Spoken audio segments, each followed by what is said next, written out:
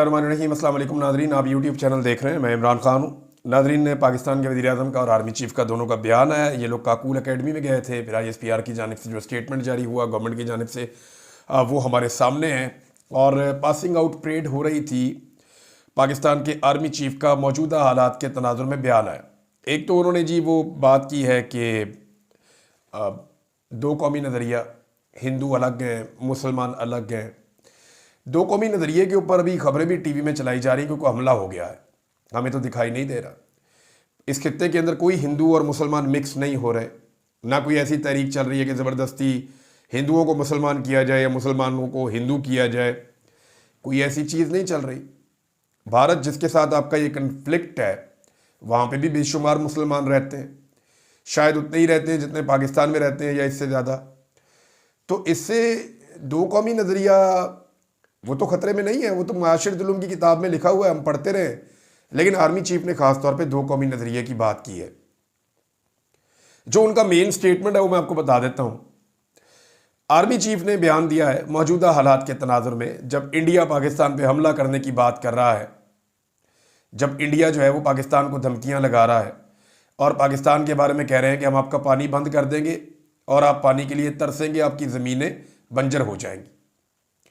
उस वक्त army chief Asim Munir साहब ने कहा कि हमारे आबाओ अजदाद ने पाकिस्तान की तख्लीक की खातिर अनगिनत कुर्बानियाँ दी और बेमिसाल जद्दोजहद की, हम इसका दिफा करना जानते हैं। फिर आगे वो दो कौमी नज़रिया है, मुसलमान और हिंदू दो कौमें हैं, एक कौम नहीं है। हमारे आबाओ अजदाद ने पाकिस्तान की तख्लीक की खातिर अनगिनत और बेमिसाल जद्दोजहद की है। हम मुसलमान ज़िंदगी के तमाम पहलुओं में हिंदुओं से मुख्तलिफ हैं। ये माशरत उलूम की किताब में मैंने पढ़ा था 8वीं जमात में, 7वीं 8वीं जमात में ये वहाँ लिखा हुआ था। ये बातें कौम को बताने की क्या ज़रूरत है? कौम को अगर आर्मी चीफ ने बताना है तो वो ये बताएं कि अगर इंडिया पानी रोक देगा तो वो जारी कैसे होगा। देखिए, आपको इंडियन आर्मी चीफ का नाम पता है? भारत पाकिस्तान के, पहले मैं आपको ये बताऊँ, पाकिस्तान की गवर्नमेंट ने एक बड़ा अच्छा काम किया, बड़ा ज़बरदस्त काम किया है। पाकिस्तान की गवर्नमेंट ने ये ऑफ़र की इंडिया को कि हम एक आज़ादाना तहकीकात करवा लेते हैं इस वाक़े की, जो वाक़या पहलगाम में हुआ है।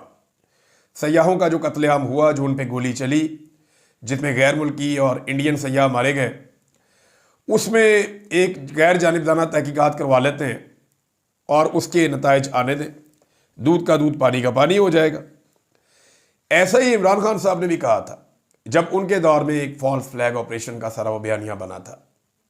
ये बड़ा ठीक मौक़िफ़ है, बड़ी जायज़ बात है कि जनाब मुश्तरका तहकीकाती टीम बना लेते हैं, या अगर आपके पास कोई शवाहिद हैं तो वो आप पाकिस्तान के साथ शेयर करें, आलमी दुनिया के साथ शेयर करें, आलमी मीडिया के साथ शेयर करें अगर कोई शवाहिद हैं तो।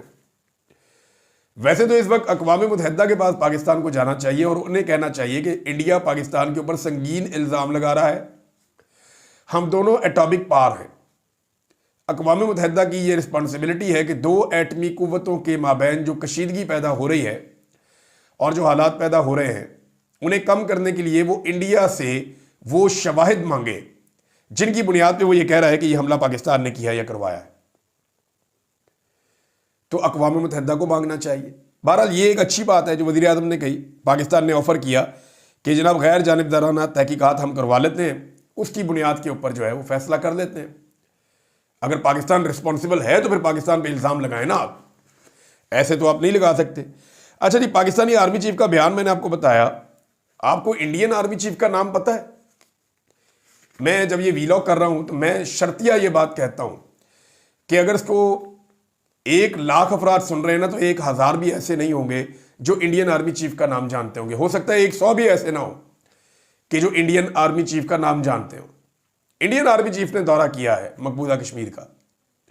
वो वहाँ पे लाइन ऑफ कंट्रोल और वहाँ के मामलात को सबको रिव्यू कर रहे हैं। वो वहाँ पे दौरा कर रहे हैं, वो अपनी ऑपरेशनल तैयारियों को देख रहे हैं। इनका नाम है जी जनरल उपेंद्रा द्विवेदी। ये इंडियन आर्मी चीफ है, मुझे भी पढ़ना पड़ा इनका नाम, मुझे ज़बानी याद नहीं। उपेंद्रा उपेंद्रा हम कहते हैं। तो जनरल उपेंद्रा जो हैं ये इंडियन आर्मी चीफ है। इनका कोई बयान नहीं आया। इनका सिक्योरिटी फेलियर हुआ, इनके वहां पे लोग मारे गए, इनकी इंटेलिजेंस की नाकामी हुई जो इनकी गवर्नमेंट ने तस्लीम की, लेकिन इंडियन आर्मी चीफ का कोई स्टेटमेंट नहीं आया। मुलाजिम है ना, चौकीदार है। जब चौकीदार से गलती हो जाए, जब चौकीदार से कोताही हो जाए, और जब चौकीदार अपनी चौकीदारी ठीक तरीके से ना कर पाए, तो फिर उसका बोलना बनता ही नहीं है। फिर चौकीदार ने चुप करके बेइज्जती करवानी होती है, और फिर वो करना होता है जो मालिक कहे। तो मालिक बोलेंगे, चौकीदार वही करेगा। चौकीदार को तब बोलना चाहिए जब वो अपनी ड्यूटी पूरी तरह कर दे। तो इंडियन आर्मी चीफ शर्मिंदा भी है, नाकामी हुई है। लेकिन पाकिस्तान और इंडिया का अगर आप मवाजना करें तो पाकिस्तान में सारा फोकस, चाहे वो आपका दिफा है, आपकी मईशत है, आपकी ज़राअत है, आपकी सियाहत है, आपका कारोबार है, आपकी खारजा पॉलिसी है, आपकी दाखिला पॉलिसी है, आपकी सियासत है, आपकी कौमी असम्बली है, आपका सेनेट है, आपकी सूबाई हुकूमतें हैं, आपकी मादनियात है, जो कुछ भी है, पाकिस्तान में सारा फोकस आर्मी चीफ की तरफ जाता है। इंडिया में आर्मी चीफ की तरफ लड़ाई का फोकस भी नहीं जाता, जंग का फोकस भी, जंग की बात होती है तो मोदी की बात करते हैं, या उनका वजीर दिफा उसकी बात करते हैं, राजनाथ वगैरह की बात करते हैं। वो बात ही नहीं करते वजारत दाखिला उनकी, वजारत खारजा उनकी, जयशंकर वगैरह, या उनका वजीर आजम। हमारे यहाँ पे जो है वो आर्मी चीफ सबसे ज्यादा मरकज़ निगाह बन जाते हैं। इंडियन आर्मी चीफ फौज भी हमसे कई गुना बड़ी है, हथियार भी उनके पास पाकिस्तान से ज्यादा, बजट भी बहुत बड़ा है, वो लड़ते भी रहते हैं कभी पाकिस्तान के साथ, कभी चाइना के साथ। तो वो भी एक आर्मी चीफ है ना, ज्यादा बड़ा बजट है, ज्यादा बड़ा उसका वो सिस्टम है। लेकिन इंडियन आर्मी चीफ का नाम भी आपको नहीं पता, मुदाखलत ही नहीं करता किसी चीज में, सिर्फ इंतजार करता है कि बॉस का हुक्म आएगा तो मैं काम करूंगा। यहां पे army chief is the boss. और ये तो टीवी टॉक शोज में लोग ओपनली बात करते हैं और कहते रहते हैं। अब नाज़रीन, इस वक्त जो है वो एक चीज और हुई है कि एक नया नगमा जारी किया गया है। आर्मी चीफ ने एक नारा लगवाया था कि पाकिस्तान हमेशा जिंदाबाद, थोड़े से तब्दीली के साथ। पाकिस्तान जिंदाबाद का नारा तो हम हमेशा से लगाते चले आ रहे हैं, तो हल्की तब्दीली के साथ उन्होंने एक नारा लगाया, पाकिस्तान हमेशा जिंदाबाद। और इस नारे को लेकर के एक नगमा लॉन्च किया गया इस मौके पर।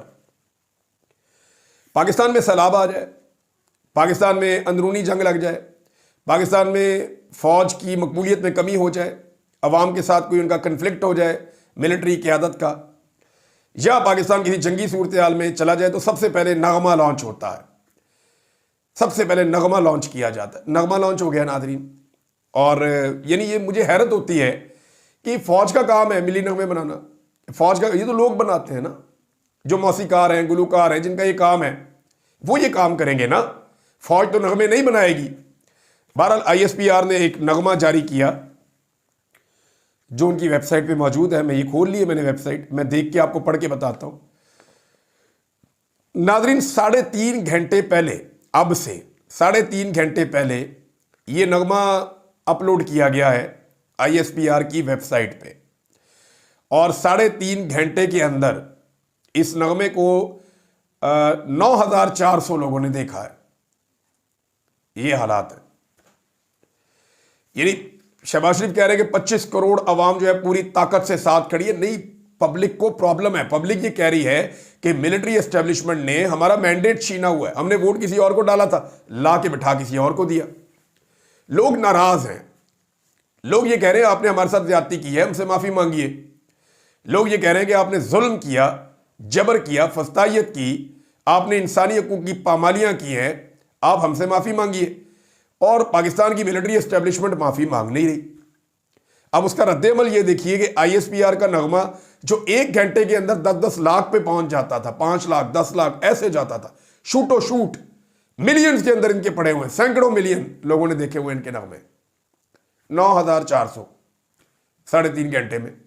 इस रफ्तार से तो ये 1 हफ्ते के अंदर 1 लाख पे पहुंचेगा, या चलो 2 लाख 3 लाख पे पहुंच भी गया तो ये क्या सूरत हाल है।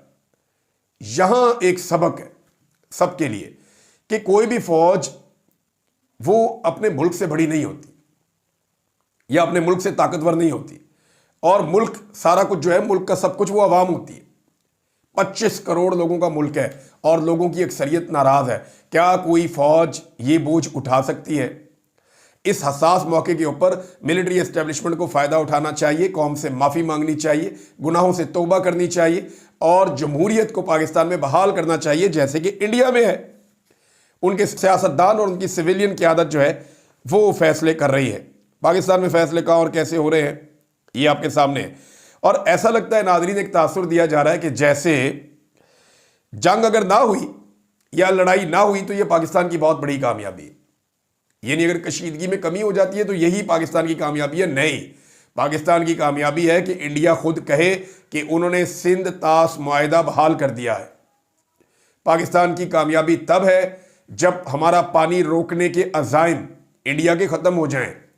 उन्होंने कई जगह पे माजी में भी हमारा पानी रोका है, जेलम में रोका है, चनाब में रोका है। दरिया सिंध अब खतरे में है। रावी, सतलुज और ब्यास तो वो पहले ही बंजर कर चुके हैं सारा इलाका। तो अगर हम अपना पानी वापस ले पाए, पाकिस्तान की सरजमीन के ऊपर दरियाओं में पानी की फरावानी पहले की तरह हो जाए जैसे आज से 50 साल पहले, 40 साल पहले होती थी, तो ये तो पाकिस्तान की बहुत बड़ी कामयाबी है। अगर जंगबंदी रहती है, लड़ाई नहीं होती और कशीदगी नहीं होती तो ये कोई कामयाबी नहीं है। देखें, पाकिस्तान की जो फौज है उसको दीवार के साथ लगाया गया और मजबूर किया गया है कि आप लड़ें, वरना फिर आपके पास पानी नहीं है। ये एक जंग मुसल्लत हो गई है पाकिस्तान के ऊपर और आपको लड़नी पड़ जाएगी अगर आपका पानी नहीं खुलता तो। पाकिस्तान के अंदर कई लोग मजाक उड़ा रहे हैं कि जनाब पानी बंद हो गया तो ये क्या है, ये नलका मैंने खोला पानी आ रहा है, ये जनाब मैंने मोटर चलाई तो ज़मीन में से पानी निकल रहा है। ज़ेरे ज़मीन पानी पाकिस्तान का इतना नीचे जा चुका है, इसके आदादो शुमार मैं किसी दिन आपके साथ शेयर करूंगा। दरियाओं के जो किनारे हैं, जो इलाके दरियाओं के साथ साथ हैं, वहाँ पे कितनी खुश्कसाली है और दरियाओं की सूरत हाल क्या है, वो डाटा आप उठाकर देख लें। आप डाटा उठाकर देख लें, आपको मिल जाएगा। पाकिस्तान के सरकारी डिपार्टमेंट्स का डाटा सोशल मीडिया पे, इंटरनेट पे पड़ा हुआ है। आप वो आदादो शुमार देखें, पिछले 20-25 साल के अंदर हमारा वाटर लेवल कैसे नीचे गया है।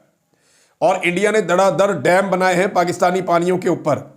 तो ये जो लोग मजाक उड़ा रहे हैं ना, उड़ा ले मजाक। पीने का पानी तो आपको मिनरल वाटर तब भी मिल जाएगा जब आपके किसान के पास, ये बात किसान की हो रही है, किसी बाबू की नहीं हो रही जो अपने कमरे में बैठा हुआ और पानी की मिनरल वाटर की बोतल पी रहा उठा के, उसकी बात नहीं हो रही। बात हो रही है किसान की, जिसने अपनी ज़मीन को फ्लडेड वाटर देना है, जिसने अपनी चावल की फसल के लिए पानी खड़ा करना है, जिसे गंदम के लिए पानी चाहिए, जिसे अपने गन्ने के लिए पानी चाहिए, जिसे अपनी बाकी अजनास के लिए पानी चाहिए। और किसान की पहले हालत क्या है, ये शेख वकास अकरम साहब ने बड़ी तफसीली चीज़ें बताई हैं, मैं आपको बाद में बताता हूँ। अभी इस वक्त देखें, हमारे ऊपर एक जंग मुसल्लत है। पाकिस्तान की इंटेलिजेंस एजेंसियों को सारी तवज्जो अपने हकीकी दुश्मन और हकीकी मामले की तरफ करनी पड़ेगी।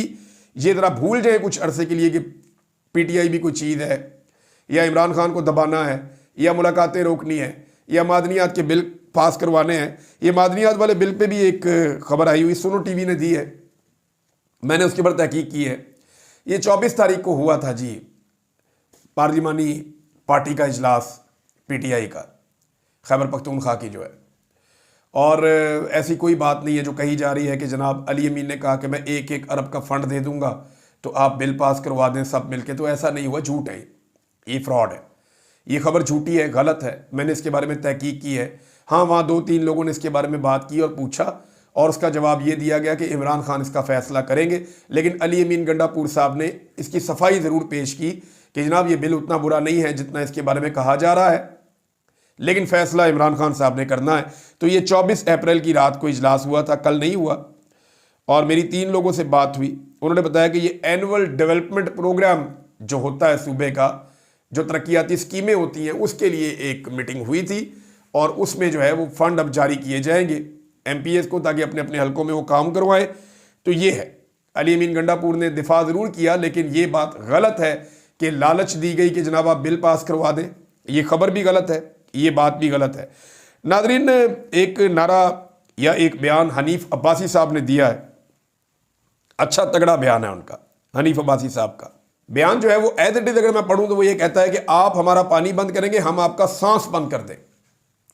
बड़ा तगड़ा अच्छा बयान दिया हनीफ अब्बासी साहब ने इस माहौल में, जो इंडिया के अंदर से एकदम धमकियां आ रही हैं, जो इंडिया से एक वक्त बौछार हो रही है सख्त बयानात की। तो ऐसा ही जवाब जाना चाहिए था। लेकिन हनीफ अब्बासी साहब से सवाल है कि क्या आपका वज़ीर आज़म, क्या आपका साबिक वज़ीर आज़म, क्या उनका ख़ानदान ये स्टेटमेंट दे सकता है मोदी के खिलाफ? जब अपोजिशन में थे तो शहबाज शरीफ साहब ने कहा कि मोदी पाकिस्तान की शारक पे हाथ डाल चुका है, उसके हाथ काटने होंगे, और मोदी के खिलाफ उन्होंने स्टेटमेंट दिया था। आज ये पूरा टब्बर मोदी के खिलाफ एक लफ्ज बोलने को तैयार नहीं है कि अगर हमने मोदी के खिलाफ बात की तो डोनाल्ड ट्रंप नाराज हो जाएगा, मोदी के खिलाफ बात की तो सऊदी अरब और इसराइल भी नाराज हो जाएंगे। लिहाजा मोदी के खिलाफ बात करने से डरते हैं, उसके साथ जाती ताल्लुकात रखना चाहते हैं, और मेरे ख्याल में अब इनको मजबूर ही किया जाएगा कि आप कोई स्टेटमेंट जारी करें, खासतौर पे नवाज शरीफ को हर चीज के ऊपर वो बोलना चाहते हैं, लेकिन जो इंडिया पाकिस्तान को धमकियां लगा रहा है उसके ऊपर वो बात नहीं कर रहा है। पाकिस्तानी हाई कमीशन के बाहर जो एहतजाज हुआ, वहां इंडियंस आ गए थे लंदन में, पाकिस्तानी भी आए, लेकिन वो बड़ा अजीब सा काम हुआ है, बड़ा मायूस कुन किस्म का था पाकिस्तानियों का वहां पे। अब पाकिस्तानी आए भी नहीं वहां पे। ये बात पाकिस्तान की एस्टेब्लिशमेंट को समझनी पड़ेगी। आप नगमा लॉन्च करते हैं, लोग सुनते नहीं है, लोग डिसलाइक करते हैं। आप तकरीर करते हैं, लोग उसका मजाक उड़ाते हैं। आप कोई बात करते हैं, लोग उसके खिलाफ खड़े हो जाते हैं। आपने एहतजाज की कॉल दिलवाई कि जनाब वो अगर इंडियंस आएंगे तो हम भी आएंगे, तो कौन लोग आए? पकड़ तकड़ के लोग इकट्ठे किए गए, कुछ भी नहीं हुआ। इस्लामाबाद में जो एहतजाज करवाया गया वो किराए के लोग लाए गए थे, उनको पता ही नहीं था कि हम किधर जा रहे हैं और किस मकसद के लिए जा रहे हैं। ऐसे गरीब गुरबा इकट्ठे कर दिए गए जिन्हें इस बारे में इतना शऊर ही नहीं था, और उनको ले जाया गया वहां पे पकड़ पकड़ के गाड़ियों में बिठा बिठा के। ये तो सूरत हाल है। और दिफा ये ऐसे कर रहे हैं वजीर दिफा साहब कि अब तक टोटल एनालिसिस आप निकाल लें और निकाल के आप देख लें कि जितना नुकसान पाकिस्तान के बयानिए को ख्वाजा आसिफ के स्टेटमेंट ने और उस इंटरव्यू ने पहुंचाया है, उतना नुकसान पूरा इंडिया मिलकर नहीं पहुंचा सका। यानी पूरे इंडियन मीडिया और सोशल मीडिया ने, उन्होंने तो वही करना है ना जो वो करेंगे और जो वो करते हैं। उन्होंने सबने मिलकर वो नुकसान पाकिस्तान को नहीं पहुंचाया जो नुकसान अकेले ख्वाजा आसिफ साहब के इस स्टेटमेंट ने पहुंचा दिया है। लेकिन जब तक इन्हें होश आएगी ना, तब तक बहुत टाइम गुजर गया होगा, और ये सारे बयानात रिकॉर्ड का हिस्सा बन रहे हैं। चाहे वो नवाज शरीफ साहब के बयानात हो, चाहे वो ख्वाजा आसिफ के बयानात हो, चाहे वो ख्वाजा आसिफ का आज वाला बयान हो। नादरीन, ये शेख वकास अकरम साहब का मैंने आपको बताया था कि किसानों के हवाले से कुछ बड़ी अहम अपडेट्स हैं, मैं आपके साथ शेयर कर देता हूं। नंबर एक तो वो ये बताते हैं कि इमरान खान साहब के दौरे हुकूमत में जब आखिरी दिन उनके चल रहे थे हुकूमत के, तो एग्रीकल्चर ग्रोथ 4.7% था। ये बहुत अच्छा है, जबरदस्त है, लेकिन अब लगातार डिक्लाइन है, नीचे जा रहा है। किसानों के लिए 2005 के बाद इतना अच्छा वक्त इमरान खान साहब के दौर में आया था। 2005 में उनका बेहतरीन वक्त था जब परवेज मुशर्रफ साहब ने खाने पक्के किए और कीमत मिली लोगों को उनकी फसल की, तो उस वक्त किसानों के लिए अच्छा वक्त था। तो ये तकरीबन जो वक्त वापस अच्छा वक्त आया, ये लगभग 15 साल के बाद आया था, 15, 16 साल, 17 साल के बाद। तो उन्होंने कहा जी कि इमरान खान की हुकूमत में खाद 1790 रुपए की थी और गंदम का रेट 2200 रुपए फी मन था। आज खाद 4500 रुपए और गंदम का रेट जो है इस वक्त 1700 से 2100 रुपए के दरमियान है। ये शेख वकास अकरम साहब बता रहे हैं।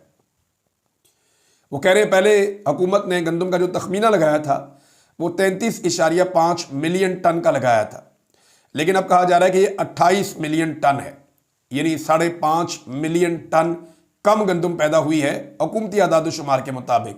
लेकिन आज़ाद ज़राए ये कह रहे हैं, या हमने ये हिसाब किताब लगाया है, ये शेख वकास अकरम का दावा है कि 24 से 25 मिलियन टन तक गंदम पैदा हुई है।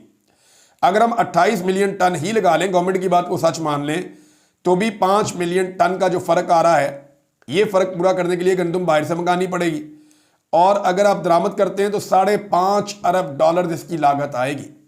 IMF से जितना पैसा हमने 3 साल में लेना है ना, उसके आसपास जो लागत है ना, उतना पैसा आपको 1 साल गंदम इंपोर्ट करने पे लग जाएगा। और ये सारा बेड़ा गर्क मरियम नवाज और शहबाज शरीफ ने किया मिलके। किसान को तबाह करके रख दिया इन्होंने, उनको डिस्करेज किया कि आप गंदम ना उगाएं, अगले साल ये और कम हो जाएगा, जो इन्होंने किसान की हालत कर दी है। अब ये बाहर पैसा देंगे गैर मुल्की किसानों को गंदम मंगाने के लिए, अपने किसान को रोल देंगे, उसे पैसे देने के लिए तैयार नहीं है। बदला ले रहे हैं ना कि तुमने हमें वोट क्यों नहीं दिया, जब तुम हमें वोट नहीं दोगे तो हम तुमसे गंदम भी नहीं लेंगे। अगर किसान को 1 मन गंदम के ऊपर 100 रुपए का नुकसान हो ना, बल्कि नुकसान इससे बहुत ज्यादा है, लेकिन अगर 100 रुपया भी उसको कम कीमत मिले तो 75 अरब रुपए का किसानों को नुकसान होता है, जिसमें से 50 अरब का नुकसान सिर्फ पंजाब के अंदर होता है। और इस वक्त फी मन कीमत 1700 से 2100 रुपए दी जा रही है और लागत 3400 रुपए फी मन तक पहुंच गई है। 3400 रुपए फी मन तक, तो नुकसान 1000 रुपए से ज्यादा का है किसान का। तो ये 750 अरब और 500 अरब का नुकसान, तो सिर्फ कम से कम 500 अरब का नुकसान पंजाब के किसान का हो रहा है। ये कम से कम बता रहा हूं, आप इसमें भी 50% का इजाफा कर सकते हैं। और ये अदादो शुमार शेख वक्कास अकरम साहब ने दिए हैं। वो ये कह रहे हैं कि ये 1200 रुपये लागत कम है, मैंने 1000 रुपये लगाया था, वो 1200 रुपये बता रहे हैं। किसान का लगातार नुकसान कर रही है हुकूमत, इन्हें होश ही नहीं है। किसी एक महाज के ऊपर भी इन्होंने अगर काम ठीक किया हो ना, तो बंदा कहे कि ये ठीक काम कर रहे हैं। हर जगह इन्होंने बेड़ा गर्क किया, सिर्फ एक काम इन्हें करना आता है, जहां खाली जगह देखी अपना मुंह चिपका दिया, जहां जगह देखी वहां पे अपनी फोटो लगा दी, बस ये एक काम है जो ये सही करते हैं, बाकी कोई काम इन्हें नहीं आता। अब तक के लिए इतनी, अपना ख्याल रखिएगा, अपने इस चैनल का भी। अल्लाह हाफिज।